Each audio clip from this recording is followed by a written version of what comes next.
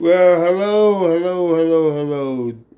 This is Joffrey. Tonight is Thursday night, March 26, 2026. I just missed putting the garbage out. Partly because I was on the phone. I was on the phone talking with someone who, and that person's mind was attempting to be helpful.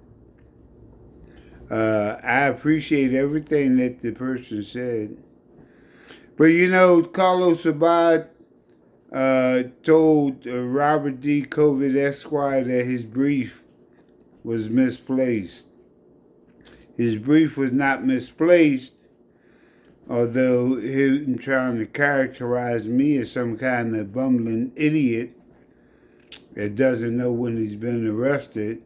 Uh, well, I guess that's the way he feels about people of my persuasion. But anyway, his brief was on point in that it dealt with occurrences within the credit union, within the credit union itself, because that's where I was arrested on 1 December 2023.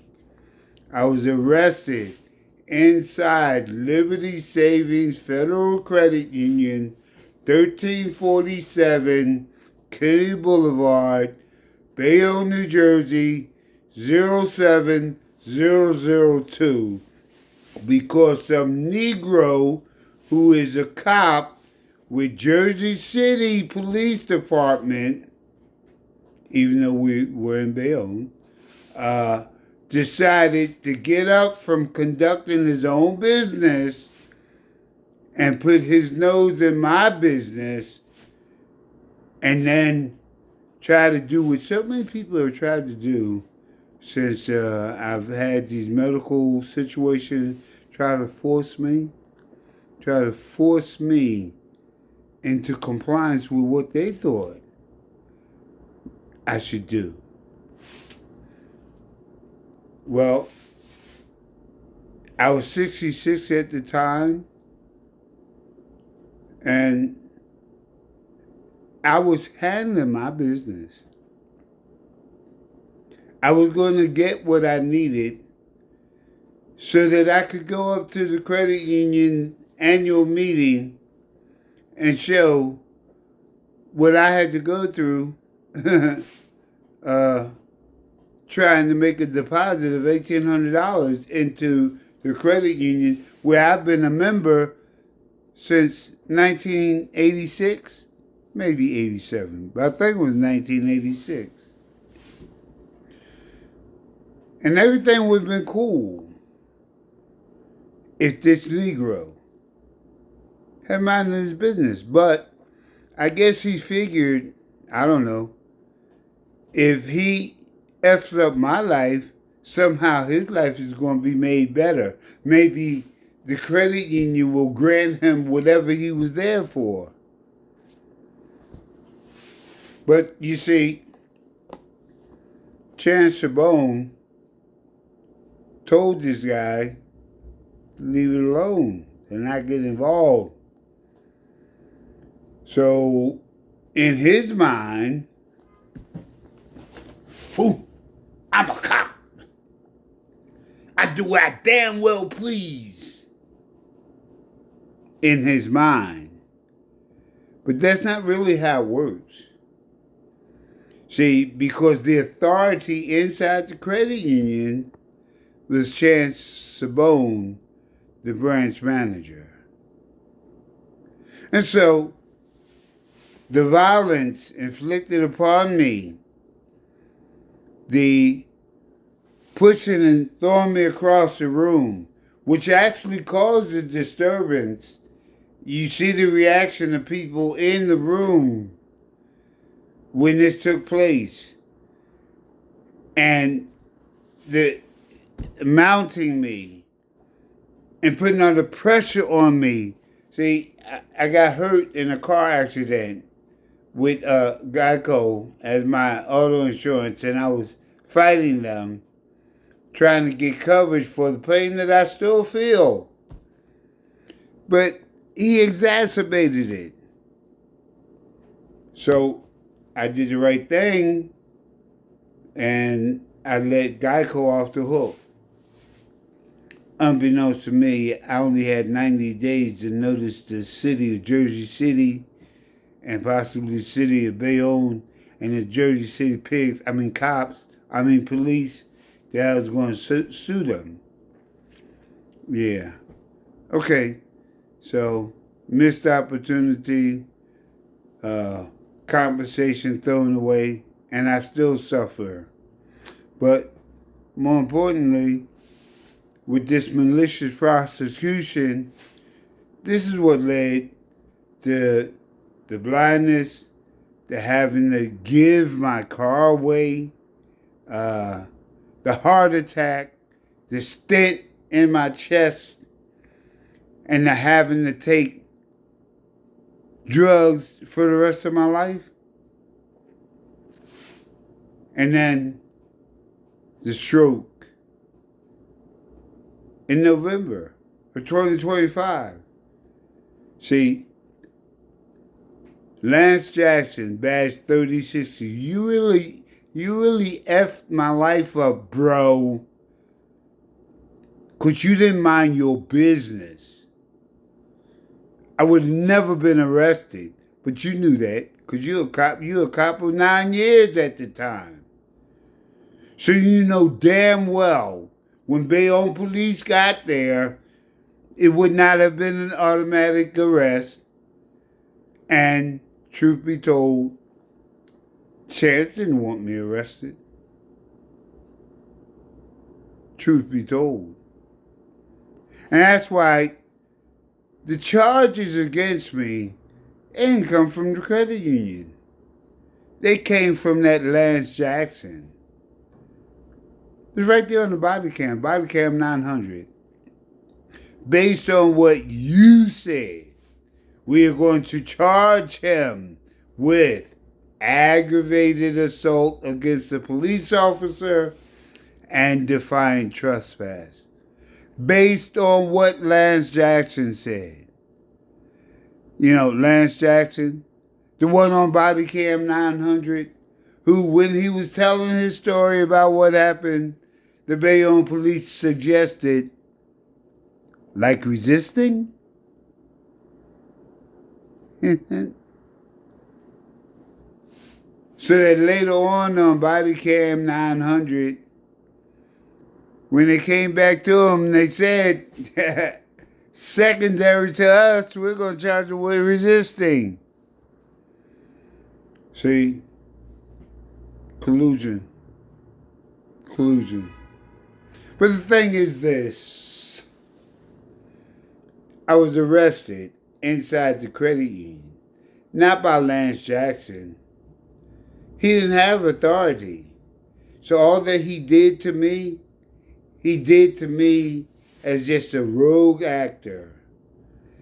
He committed assault according to New Jersey statute, kidnapping, and according to New Jersey statute, false imprisonment. So when the Bayonne police came in the door, they witnessed a crime. The crime of him falsely imprisoning me on the floor. But because he's a cop, they gave deference. They didn't investigate. They gave deference. And so they came, they knelt down next to me and applied the force that they needed to put the handcuffs on me. Without a struggle, without me fighting, without resistance.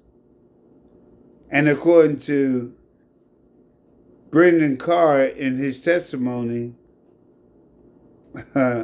he double locked the cuffs, and in his words, initially he didn't he didn't struggle. I think that's what he said initially. I'm trying to remember everything because I can't read what's written down because of my visual impairment. But anyway, he arrested me inside the credit union. Now, State versus Kane says, if there is no struggle before the handcuffs are applied and there's compliance, there's no resisting. That's New Jersey. State versus Kane. Williams, State versus Williams, concludes that after the arrest is complete, anything subsequent or after the arrest that may occur is not resisting. Which, think about it.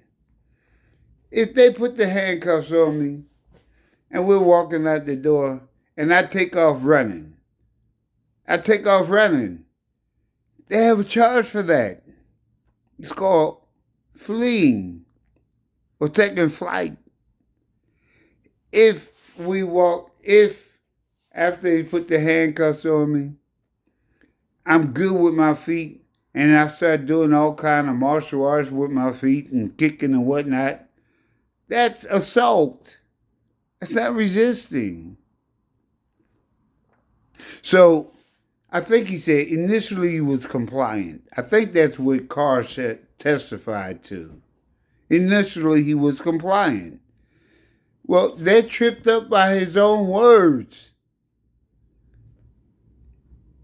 Because, now what I didn't know all this stuff at the trial in Bayonne. I did know that I was arrested inside the credit union. I said that from day one. When I was told I was being charged with resisting arrest, I asked the question. But I can't find a lawyer. I couldn't find a lawyer. See, because people who look like us, we don't look out for us. No, we don't look out for us. We say the hell with us. We don't look out for us. And okay, we don't look out for us. So I couldn't find a lawyer. I can't find a lawyer today. There's lawyers and judges in this family. But they don't give a rat's behind about me. And that's okay. I hope they live their lives to the fullest. Live your life to the fullest. Your blood. Yeah, you're actually blood. But, well, you fill in the blank. So anyway, I was arrested inside the credit union. They started going in my private areas, that's inside my pockets, things that were not exposed to the public. They started pulling stuff out my pockets, dropping them on the floor. And I'm like, why are you throwing my stuff on the floor? Oh, you'll get it back. We have to search you. Is there anything in your pockets that's going to stick me or harm me? At this point, I don't know what's in my pockets. I don't want to help these people. I don't want to answer their questions. I want to do nothing. Because I didn't do anything to be arrested, but here I am. I'm under arrest. I got handcuffs on me when this guy was doing harm to me. But, hey, that blue wall, Bayonne police, gonna look out for that Jersey City cop instead of doing a proper investigation. And okay, so that's the way it goes. Everybody knows that's the way it's always been and how it's going to be, right? Okay. So now, they pick my stuff up.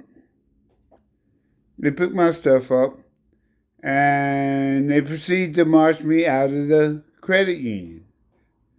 no fancy footwork, no martial arts. I'm walking with them.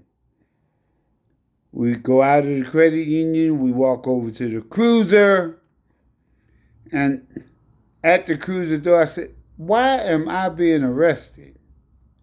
And they say, "For aggravated assault against a police officer and defying trespass." And I'm like, aggravated assault against a police station? Yeah, how stupid I am, you know. And they corrected me, of course. All right. So I'm about to get into the cruiser.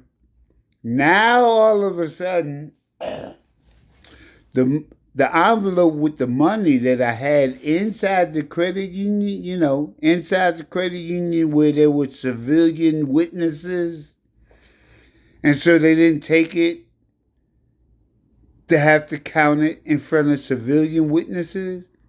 Now they're going to try to steal it. What the F is this? I don't trust these cops. So I didn't get in the cruiser. I sat on the ground.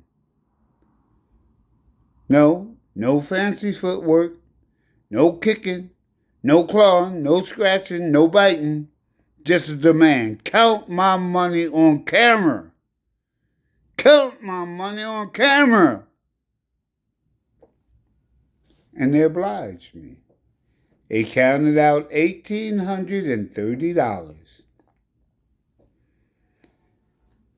I had money still in my pockets. That's just what was in the envelope. I still had money in my pockets. See, they were trying to steal the envelope, which if they didn't count it on body cam video, you better believe it would have been less money, less than $1,830. Cops steal. You say sad to say? Man, cops ain't nothing but people in uniform. Get out of here. So anyway, they counted my money on camera, told me it was $1,830, and I acknowledged that. I got up, I got in the vehicle saying, "I don't trust you people." And as I said, last Friday, 3/20/26, I continued my compliance with the arrest. Because never was there an intent to not comply with the arrest. The intent was clear from the video. Protect my property. But anyway, so what happened? Long story short, they send the case to the grand jury. The grand jury comes back with a no true bill. No true bill. What does that mean? That means they didn't see the probable cause for the aggravated assault on a cop. Well, that would have been the PC for the arrest. How about that? So then what they did, and think about it, the assault law, according to the statute, if you're a cop, a firefighter, an EMT, a bus driver, and I think a teacher, if someone assaults you, it's not simple assault. It's aggravated assault, a felony. So therefore, when they remanded, how could they remand and bring up a charge that does not exist? The charge doesn't exist because he's a cop.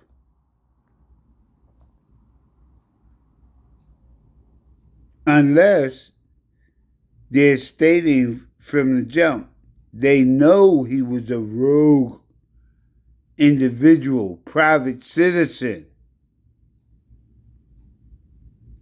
who took it upon himself to enter something that he had no business.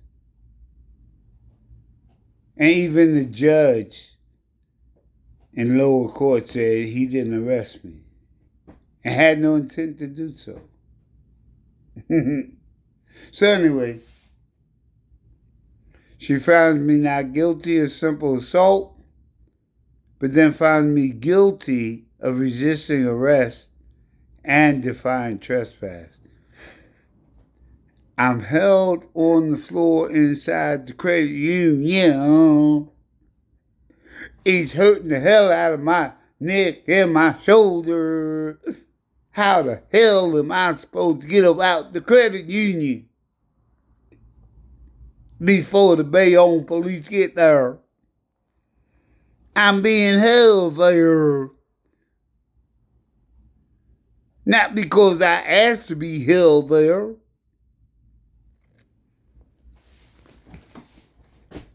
Criminal cases, reasonable doubt.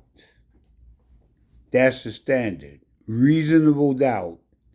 How you going to convict me of defying trespass when I could have stepped outside before the police got there? Had this Negro not been in prison with me on the floor. So this is what happened. This is what happened in court. And I'm really going over the same thing. I put it out here before. This is what happened in court. They played this exculpatory video when we finally had trial in 2025. See, what they did is they stretched things along because I only had 2 years to file suit from the time of the incident. 1 December 2023 to 1 December 2025. They deliberately stretched things out. Okay? But that's neither here nor there. But what they did is they threw up a distraction. See, they didn't play Body Cam 900. They didn't play Body Cam 203. What they played was a cherry-picked body cam that showed me at the cruiser. While at the cruiser, when they tried to steal my money, I sat down on the ground to protect my funds by demanding they count it on camera. And they want to call that resisting arrest. Because they want to say that at the cruiser, this search at the cruiser was a search incident to arrest. But they just did that inside the credit union. They just did that inside the credit union. How about that? It was a distraction that the Bayonne Municipal Judge Susan Farrar was happy to follow. And after this reconsideration and oral arguments before Judge Carlos Abad, I have to say he was happy to follow it too. Even though he was given U.S. Supreme Court ruling California versus Harari D and T. Oh, man. Sorry about that. Yeah, Torres versus Midland or something like that. Anyway, both those cases indicate that the handcuffing and compliance completes the arrest. this was done inside the credit union. It's simple as that. It is as simple as that. And I gave Carlos Abad that after pointing out to him that the state defrauded him, had him look at a video of a body cam of something subsequent to my arrest event. And you know what he said? He said that he looked at all the body cams and he looked at all the videos inside the credit union because they were a part of S23. See, he was supposed to do a trial de novo. And S23, yes, all the videos were made a part of S23. It's in the transcript. But okay. He ignored the U.S. Supreme Court. He ignored what I pointed out about how could I lead the credit union being falsely imprisoned. I told him that I was going to come here with Kane and Williams, but they were in my brief. He ignored them. And he read off from a prepared decision. He read off and he denied my motion. So he showed his color. I'm not talking about skin color. I'm talking about where his heart and mind is. He ain't about fairness. He ain't about truth. He ain't about justice. He showed where he coming from. I gave him every opportunity to do the right thing. And he chose not to. Okay. I guess that's similar to that judge down in Philadelphia that was selling them children into the system. Eventually caught up to him. Better pay attention, Judge Abad. Now, I'm making this video tonight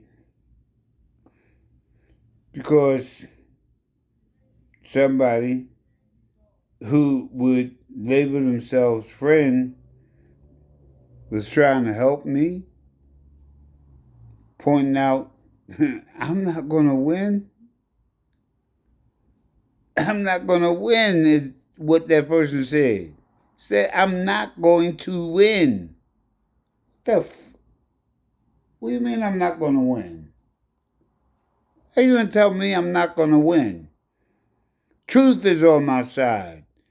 The so-called law is on my side.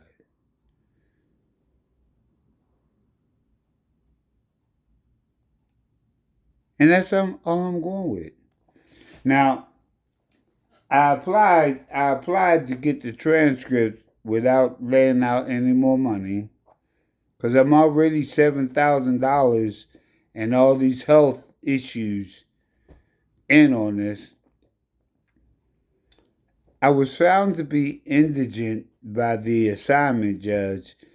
However, he denied my request for the transcript at public cost. Okay. They want me to appeal that, which will take more time. That's what they want. See, because like the girl said the woman said yesterday, if it comes at the public expense, it's going to take them 30 days just to get the transcripts to me. And that 45 days that Judge Bob said I have would just about be eaten up, which I think we can afford to do that because I think it's simple. I think the case is simple. The thing is the way you present it. You got to have a brief, and you got to have this, and you can't just cite the law and present it and say, this is what he violated. You have all these different pieces of paper for what? All this fluff. so that they can say, well, you see this I over here. You didn't dot this I. You see this T over here. It's like these lawyers that have told me, we're not saying you don't have a case. We're saying we're not interested. And I can't seem to find someone who looks like me. I'm talking about melanated like me to help me to take on the case. And yet, Heck versus Humphrey, if I don't get these convictions overturned, I can't even win a 1983 case. Ain't that something? But I'll hold it alone if that's how it must be. How can I be right for somebody else if I'm not right for me? I gotta be me. Me. Friend, foe, family, I gotta be me. Live or die, I gotta be me. I'm gonna live, I'm gonna win. And when I win, please don't say nothing to me. All you haters, please don't say nothing.